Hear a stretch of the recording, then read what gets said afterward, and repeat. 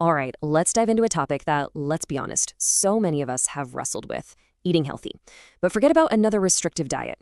We're talking about flipping the script entirely, about building smart, sustainable habits so you can finally say goodbye to that whole frustrating diet cycle for good. So, tell me if this sounds familiar. You kick off a new diet, you're super motivated, right?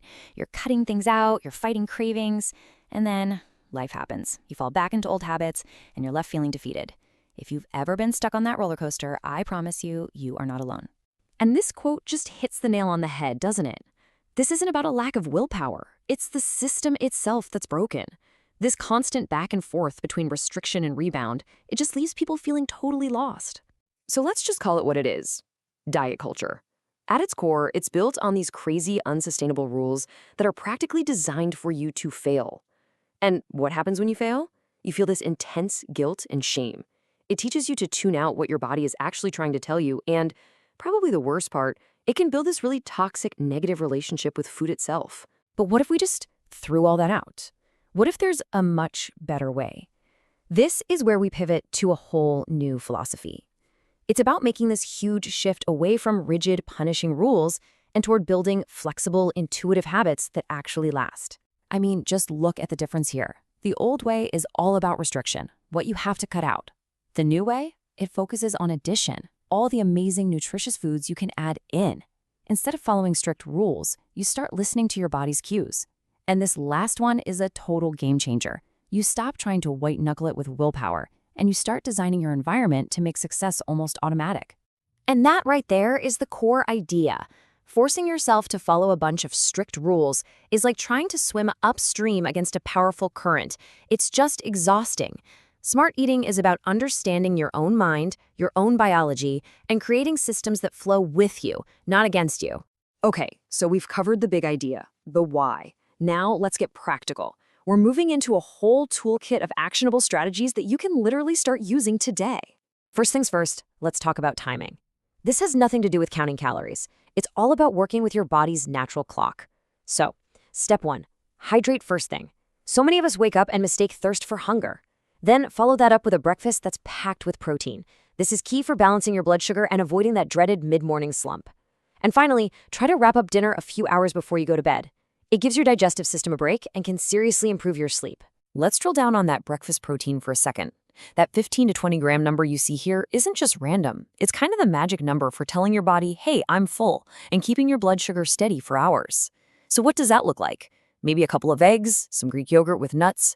Getting this right at the start of your day can literally stop that 10 a.m. craving for a donut in its tracks. Now, what about the meals themselves? Forget about complicated measuring cups. Just picture your plate. The goal is super simple. Fill half of it with colorful fruits and veggies, then a quarter with some lean protein, and the last quarter with whole grains. It's a dead simple visual guide to make sure you're getting a balanced meal every single time. And hey, what if you're out and about and you want to get a rough idea of portions? No problem. You have a personalized guide with you at all times. Your hand. A portion of protein, like chicken or fish, is about the size of your palm. Carbs? Think of a cupped handful. Fats, like oils or nuts, about the size of your thumb. And for veggies, go for about the size of your fist. It's a super easy reference that scales to your own body. Here is one of the easiest but most effective little tricks you can try at your very next meal. Whatever protein is on your plate, chicken, fish, tofu, beans, eat that first. Protein makes you feel full. Starting with it helps trigger those satiety signals sooner, which means you'll naturally be less likely to overdo it on the starchy carbs later in the meal. This little chart here, which is based on recommendations from the American Heart Association, is basically the perfect cheat sheet. The idea is simple. Load up on the good stuff in that first column, whole foods. Be mindful of the stuff in the middle column, like sugary drinks and processed meats. And the things in that last column, the artificial trans fats, just do your best to avoid them entirely. It's not about being perfect, it's just about the overall pattern. All right, our next tool isn't about what you eat, but how you eat. It's called mindful eating, and all this really means is shifting from just mindlessly shoveling food in to actually having a conscious, enjoyable experience. When you really pay attention, you get so much more satisfaction from your food, and you naturally start to recognize when you're full. So how do you actually do this? It's way simpler than it sounds. Try this. Turn off the TV, put your phone away while you eat, take a second to actually put your fork down between bites. Chew your food really well and pay attention to the flavors, the textures. Use all your senses. It can totally transform eating from a chore into a real pleasure. Okay, this next idea is one of my absolute favorites because it's so empowering. Instead of trying to use sheer willpower to fight temptation 24/7, which is exhausting, what if you just removed the temptation in the first place? Seriously, setting up your environment for success is way more effective than just relying on self-control. And it all comes down to one simple rule. Make the healthy choice the easiest choice. Put a bowl of fresh fruit on the counter where you can see it and tuck the cookies away in the back of a high cabinet. Cook at home when you can so you know exactly what's in your food. And you gotta embrace the cook once, eat 2 or 3 times idea. Prepping food on a Sunday makes a healthy weeknight meal faster than ordering takeout.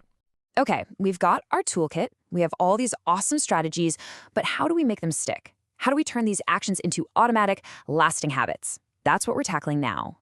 I love this quote. Seriously, just let that sink in for a second. You have to let go of the all or nothing mindset. One meal that's off plan doesn't ruin anything. It's about what you do consistently day after day that actually moves the needle. It's progress over perfection, every time. So, here's the playbook for building habits that stick. First, don't try to change everything at once. Pick one small thing, like drinking that glass of water in the morning. Do it until it's totally automatic. Then stack a new habit on top of one you already have. Like, after I brush my teeth, I'll pack a healthy snack for work. And finally, this one is huge. Shift your focus. Instead of obsessing over the number on the scale, track how you feel. Do you have more energy? Is your mood better? That's the real win. And really, when you boil it all down, this is what it's about. This is a fundamental reframe. We have to move away from this idea that eating healthy is some kind of punishment. It's not. It's a form of self-care. It's about nourishing and respecting the amazing body you have right now. And that leaves us with one last big idea to chew on. What if this was never just about a list of good foods and bad foods? What if the real, life-changing goal is to permanently change your entire relationship with food? To move from conflict and guilt to nourishment, pleasure, and peace? That is the true power of eating smarter.